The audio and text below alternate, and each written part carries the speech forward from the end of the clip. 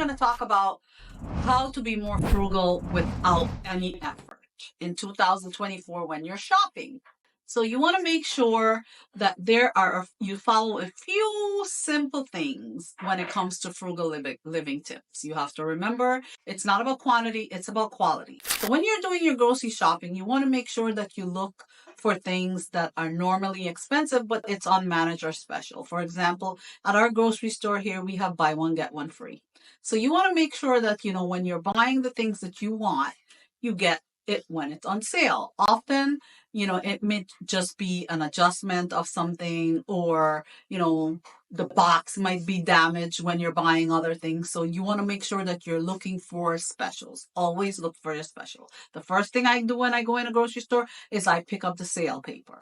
You want to make sure that you also download different apps that you can save on. Download your gas app, your grocery store app, your restaurants app.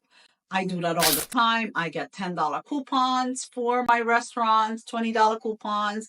I get the grocery app where now everything is digital. You don't have to cut things out of the newspaper. So it's so easy to just, when you're sitting there doing nothing and you're watching your kids play a sport or whatever, you just download the different apps, clip your coupons in the app, and you just put your phone number in or use your app to buy, and all your coupons automatically come up. When you're shopping online, you want to make sure that you download a lot of these apps. For example, I use Rakuten as one of my apps when it comes to it gives me 10%, 20%, whatever. And I always look on my Rakuten app to make sure and to see if my products are on there or the store I'm shopping at is on there. I use the app and I'm able to save lots. I was just showing my videographer on how I did that.